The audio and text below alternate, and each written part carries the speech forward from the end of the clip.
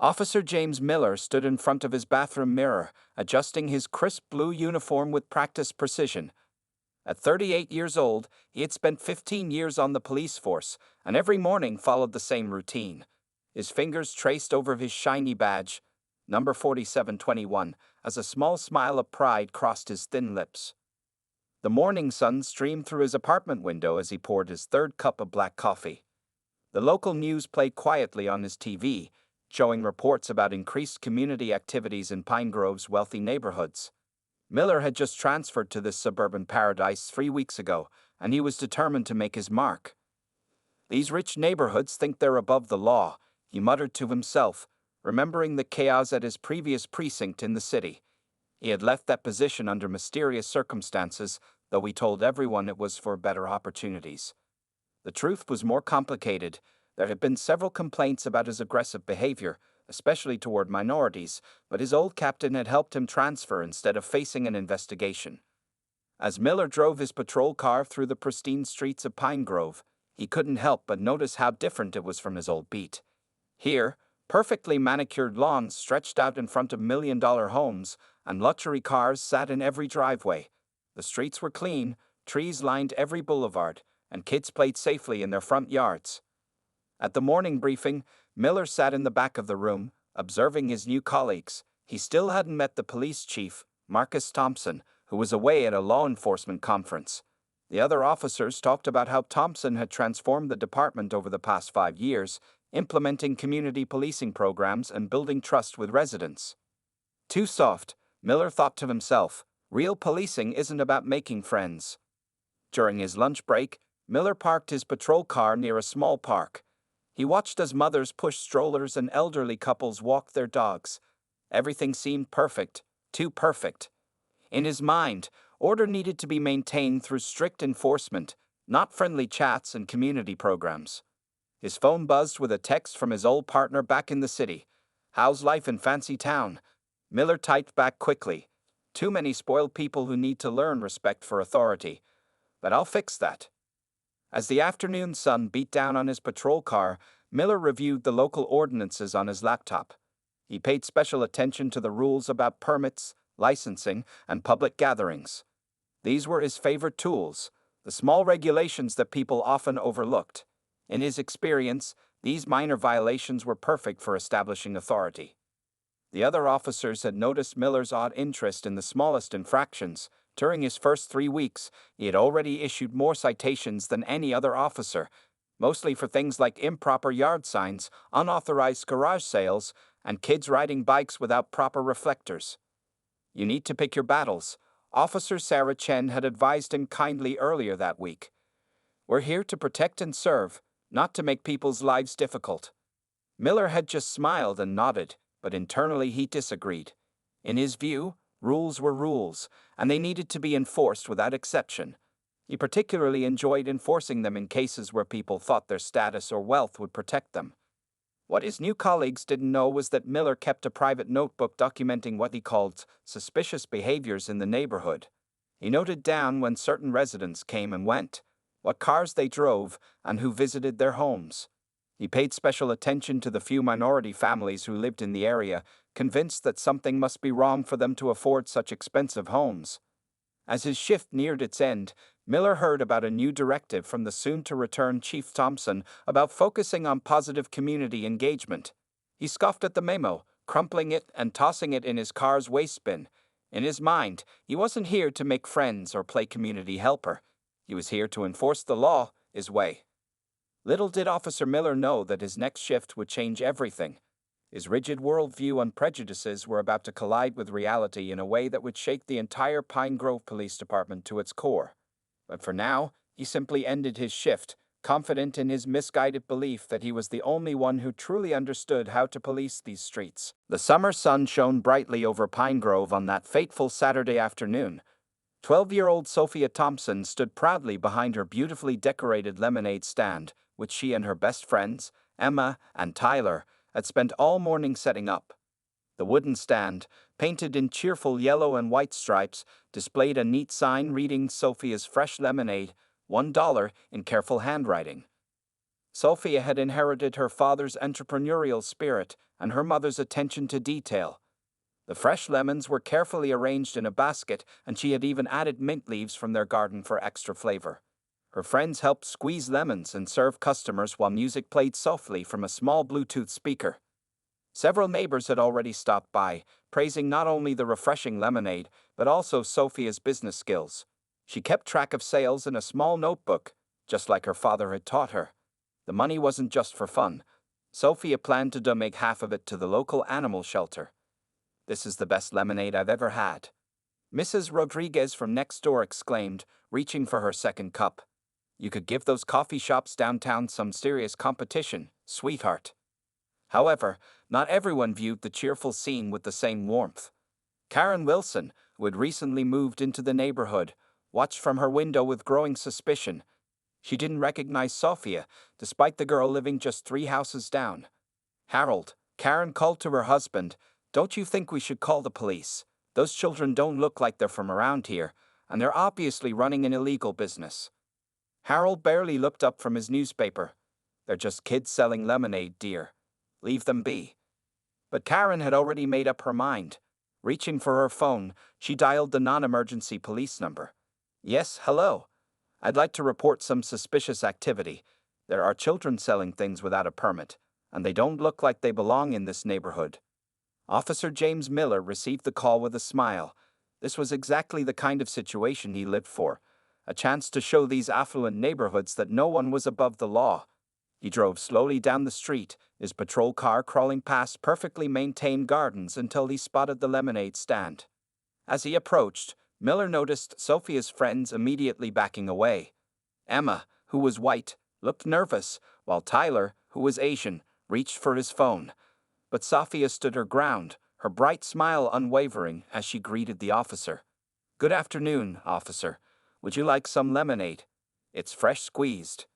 Sophia's voice was confident and friendly, just like her father had taught her to be with law enforcement. Miller's face remained stern. "Do you have a permit for this business operation?" Sophia's smile faltered slightly, but she maintained her composure. "Sir, it's just a lemonade stand. We're raising money for the animal shelter." "That doesn't answer my question," Miller replied, his voice growing harder. "I need to see your vendor's permit and health department certification." By now, several neighbors had gathered on their porches, watching the scene unfold with growing concern. Mrs. Rodriguez stepped forward. "Officer, these are local children. Sophia lives right there with her father." "Ma'am, please step back. This is a police matter," Miller interrupted, his hand resting on his belt in what he considered a show of authority. Sophia reached for her phone. "Let me call my dad. He's there." "Put your hands where I can see them," Miller barked, interpreting her movement as a threat. "Step away from the stand." Fear finally crept into Sophia's eyes, but she remembered her father's lessons about staying calm. "Officer, I'm just trying to reach my father. He's..." Before she could finish, Miller had grabbed her wrist, spinning her around. The sound of handcuffs clicking shut echoed through the suddenly silent street. Emma screamed, and Tyler's shaking hands recorded everything on his phone. Mrs. Rodriguez was already dialing Chief Thompson's number, her voice trembling with anger. Other neighbors shouted protests, but Miller ignored them all, reciting the Miranda rights to a 12-year-old girl whose only crime had been selling lemonade on a sunny Saturday afternoon. As he led Sophia to his patrol car, Miller felt satisfied. In his mind, he was upholding the law, completely unaware that he had just made the biggest mistake of his career. The inside of Officer Miller's patrol car felt suffocating as Sophia sat in the back seat, her small wrists bound by handcuffs meant for adults. Through the window, she could see her friends Emma and Tyler being held back by other neighbors who had gathered around. Mrs. Rodriguez was on the phone, pacing back and forth, her face tight with worry and anger. "Officer, please," Sophie tried again, her voice trembling but determined. "If you just let me call my father." "Quiet back there," Miller snapped, adjusting his rearview mirror to glare at her. "You can call your parents from the station after booking." More patrol cars began arriving at the scene, responding to calls from concerned neighbors. Officer Sarah Chen, who had tried to warn Miller about his aggressive approach earlier that week, stepped out of her vehicle and surveyed the situation with growing alarm. "Miller, what's going on here?" Chen approached the patrol car, noticing the young girl in handcuffs. Why is this child restrained? Miller stood straighter, puffing out his chest. Operating a business without proper permits, resisting arrest, and potential assault of an officer when she reached for what could have been a weapon. Chen's eyes widened in disbelief. She was reaching for her phone, Miller. This is clearly excessive. Back off, Chen, Miller interrupted. I know how to do my job. These people need to learn that the law applies to everyone, regardless of what neighborhood they live in. By now, a small crowd had formed around the patrol car. Tyler's phone video was already being shared in the neighborhood group chat, and several residents were live streaming the incident. The tension in the air was palpable as more neighbors arrived, many of them prominent community members who knew Sophia and her father well. Dr. Patricia Williams, a respected surgeon who lived across the street, stepped forward. Officer Miller, I demand you release her immediately. This is absolutely ridiculous. She's the police chief's. Step back, ma'am, Miller ordered, his hand moving to his taser. Everyone needs to disperse, or you'll all be charged with interfering with police business. Inside the car, Sophia took deep breaths, just like her father had taught her. She could hear the chaos outside growing, but she remained remarkably composed for a 12-year-old in handcuffs. Her thoughts went to her father, knowing he would be proud of how she was handling this situation. Officer Chen made another attempt to reason with Miller. Listen, James, you're new here. You don't understand the situation. That girl is. I understand perfectly. Miller cut her off again. This is exactly what's wrong with this neighborhood. Everyone thinks they're above the law. Well, not on my watch.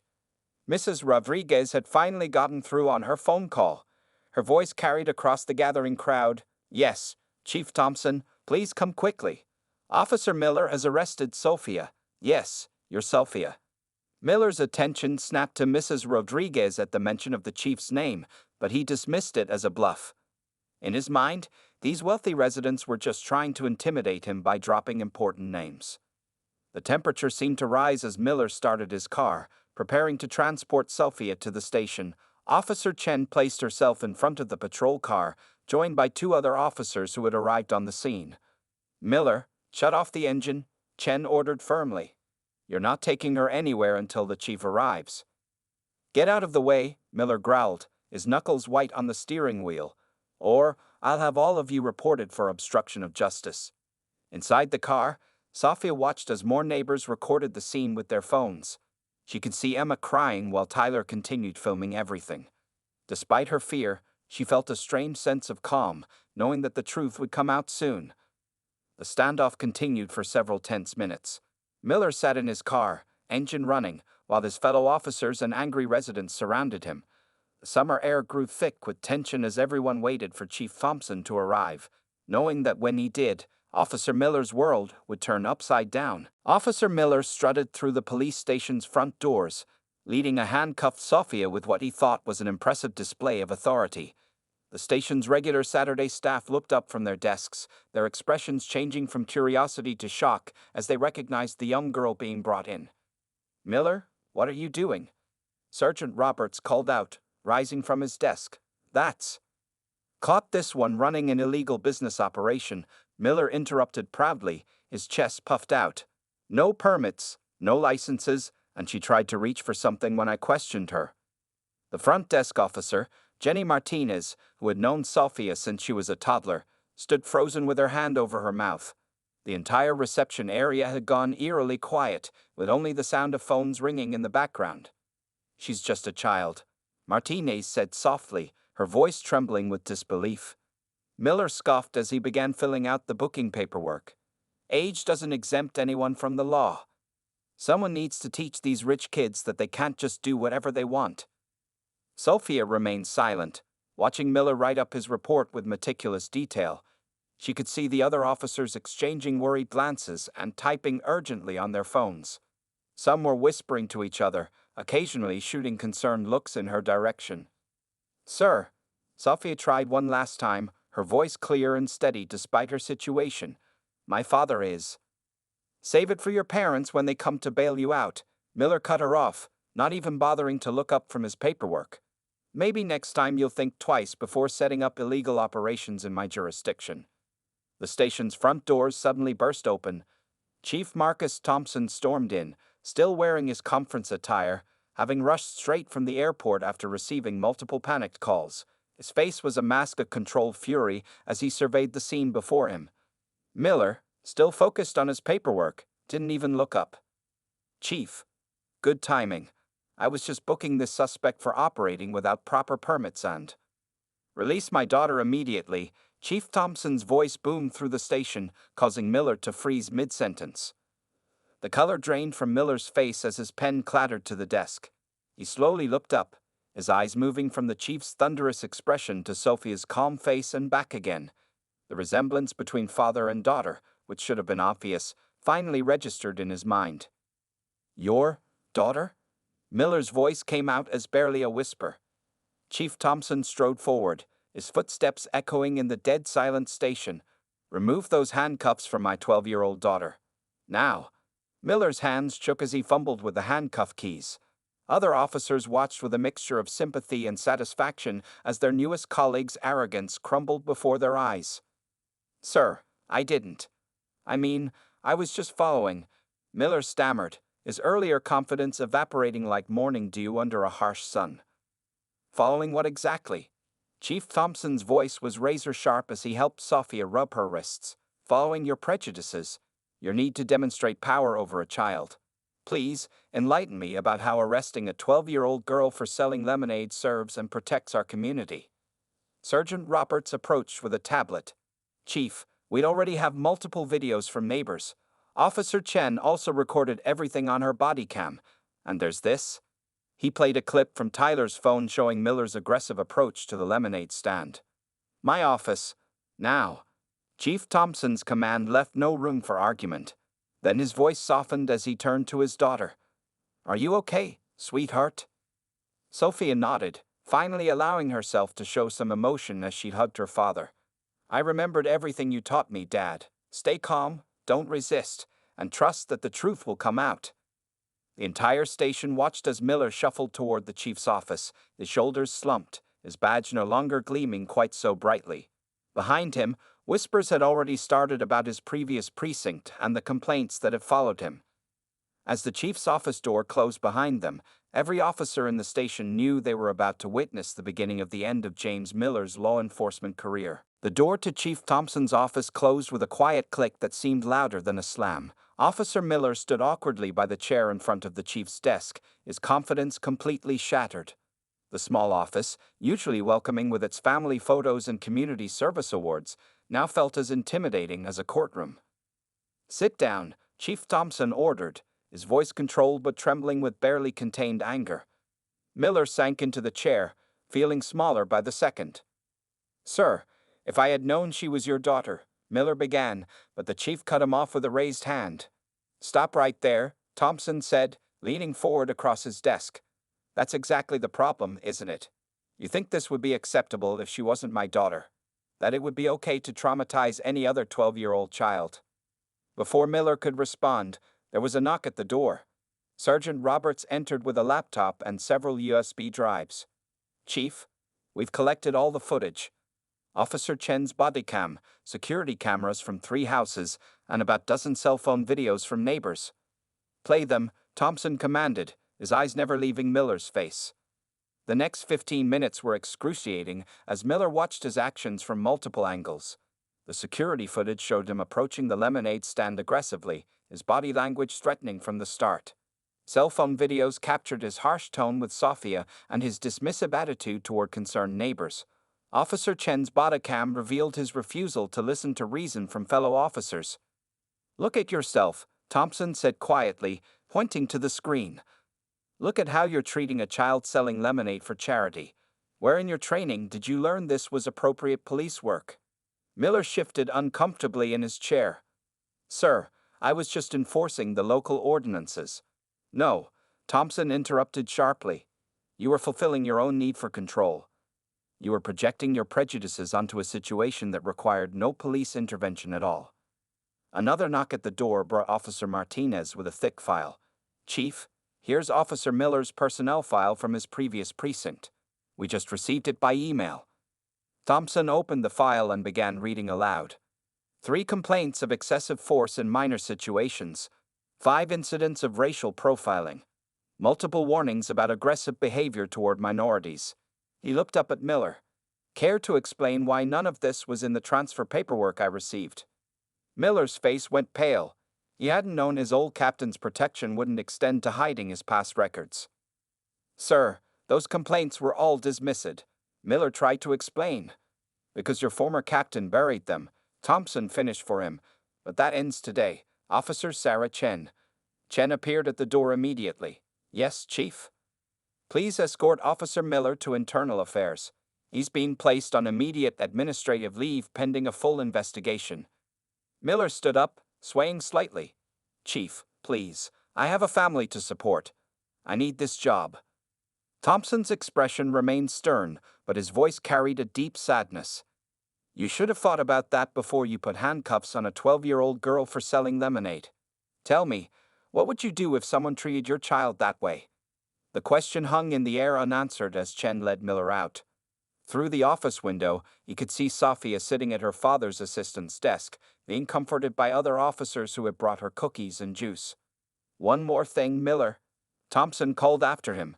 My daughter was raising money for the local animal shelter. She takes after her mother that way, always thinking of others. Maybe during your leave, you should think about what it really means to serve and protect a community. As Miller walked out of the station, his badge and gun already surrendered to Internal Affairs, he finally understood the true meaning of karma. His years of unchecked prejudice and abuse of power had finally caught up with him, brought down by a child's simple lemonade stand. Behind him, Chief Thompson picked up his phone. He had promises to keep, to his daughter, to his community, and to himself, about ensuring this kind of incident never happened again in Pine Grove. The Internal Affairs investigation into Officer James Miller moved with unprecedented speed.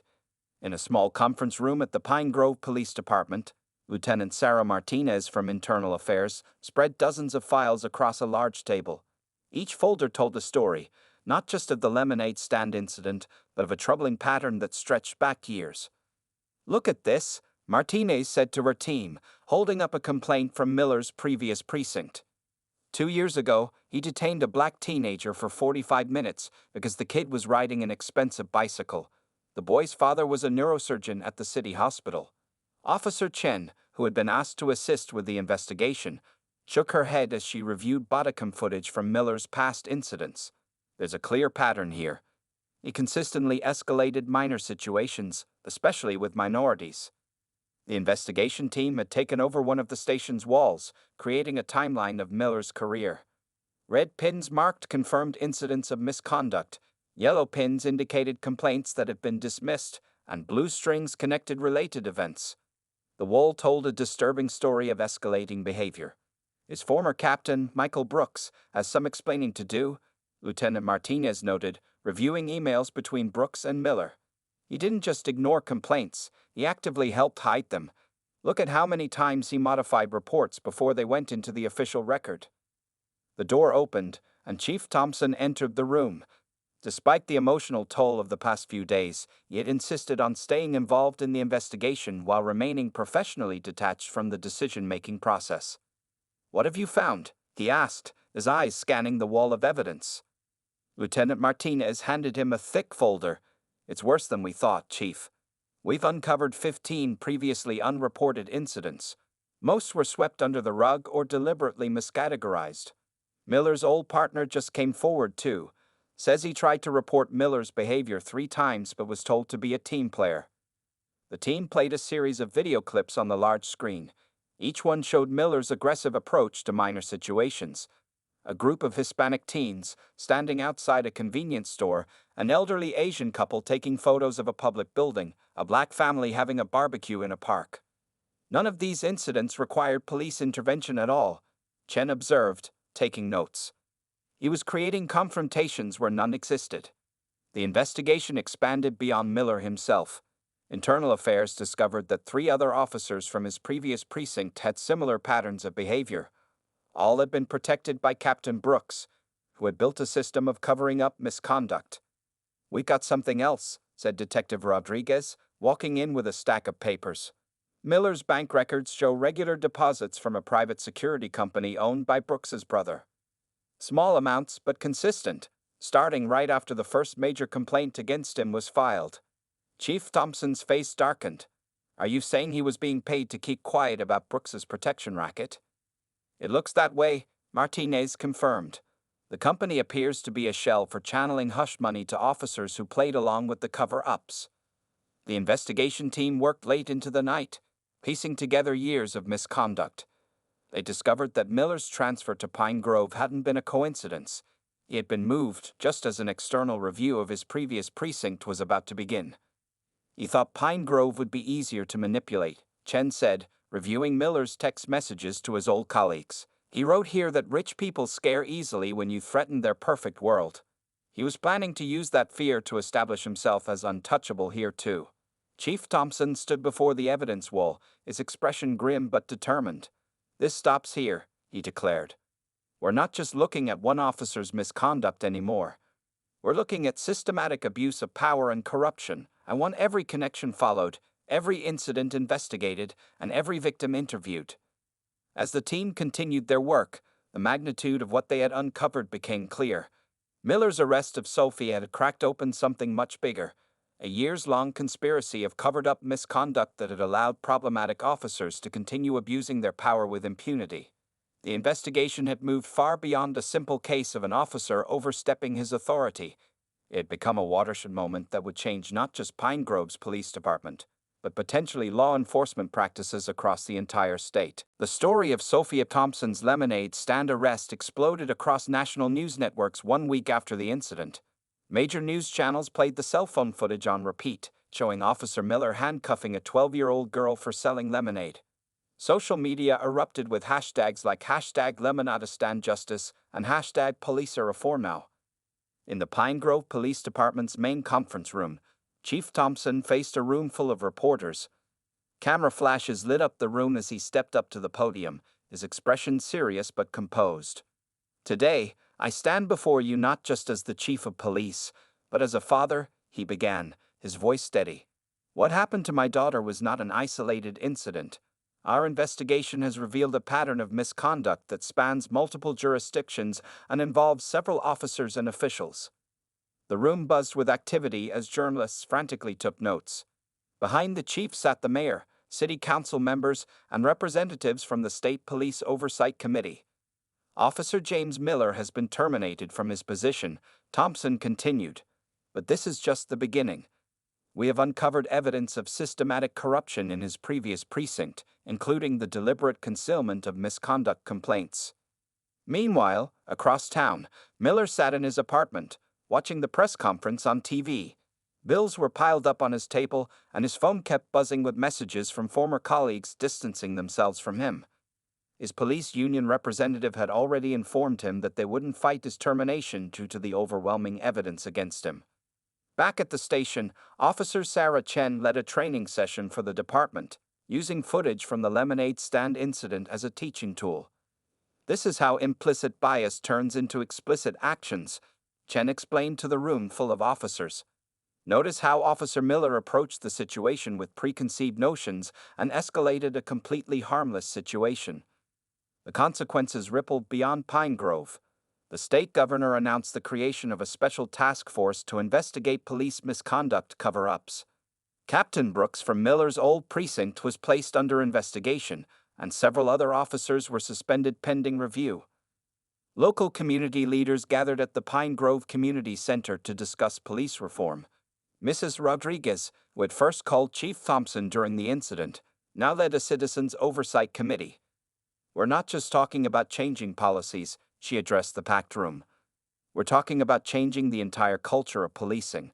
Our children shouldn't fear those who are meant to protect them. Sophia, who had shown remarkable strength throughout the ordeal, became an unexpected symbol of change.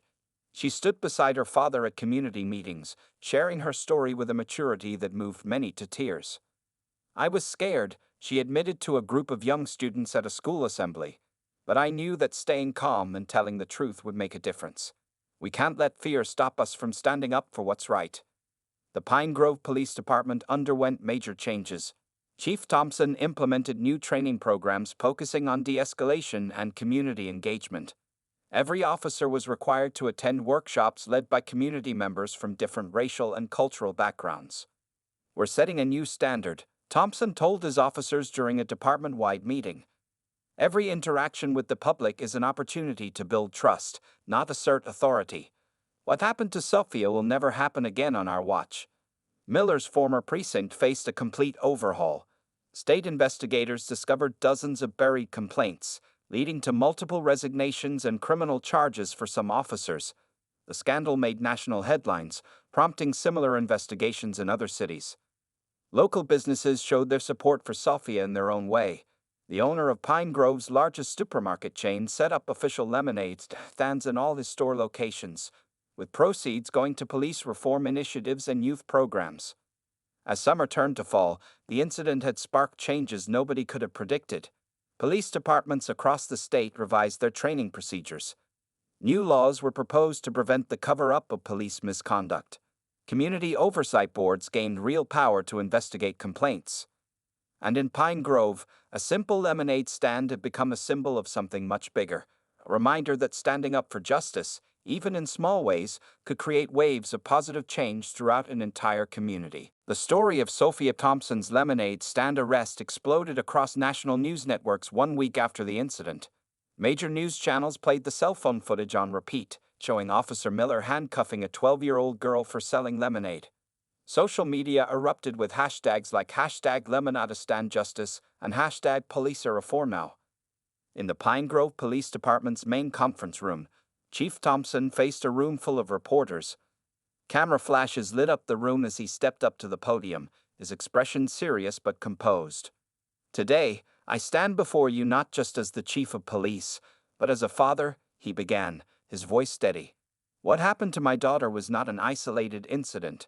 Our investigation has revealed a pattern of misconduct that spans multiple jurisdictions and involves several officers and officials." The room buzzed with activity as journalists frantically took notes. Behind the chief sat the mayor, city council members, and representatives from the State Police Oversight Committee. "Officer James Miller has been terminated from his position," Thompson continued. "But this is just the beginning. We have uncovered evidence of systematic corruption in his previous precinct, including the deliberate concealment of misconduct complaints." Meanwhile, across town, Miller sat in his apartment, watching the press conference on TV. Bills were piled up on his table, and his phone kept buzzing with messages from former colleagues distancing themselves from him. His police union representative had already informed him that they wouldn't fight his termination due to the overwhelming evidence against him. Back at the station, Officer Sarah Chen led a training session for the department, using footage from the lemonade stand incident as a teaching tool. "This is how implicit bias turns into explicit actions," Chen explained to the room full of officers.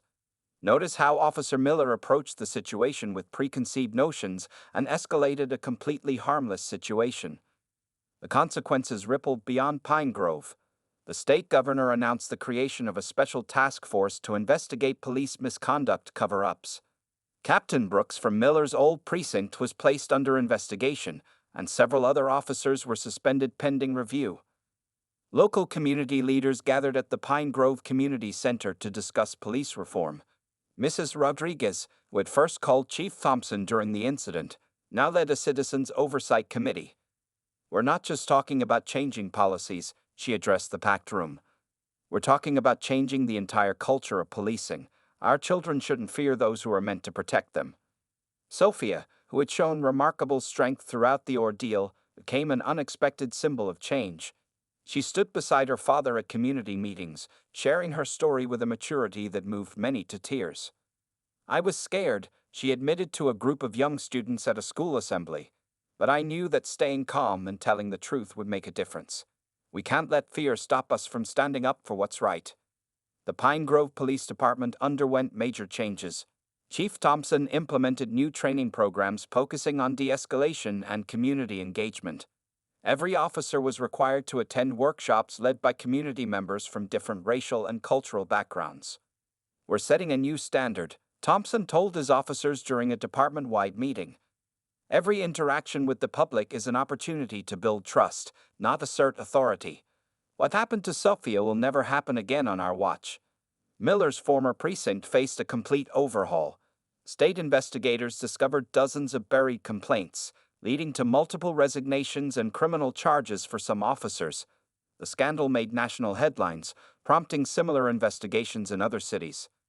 Local businesses showed their support for Sofia in their own way. The owner of Pine Grove's largest supermarket chain set up official lemonade stands in all his store locations, with proceeds going to police reform initiatives and youth programs. As summer turned to fall, the incident had sparked changes nobody could have predicted. Police departments across the state revised their training procedures. New laws were proposed to prevent the cover-up of police misconduct. Community oversight boards gained real power to investigate complaints. And in Pine Grove, a simple lemonade stand had become a symbol of something much bigger, a reminder that standing up for justice, even in small ways, could create waves of positive change throughout an entire community.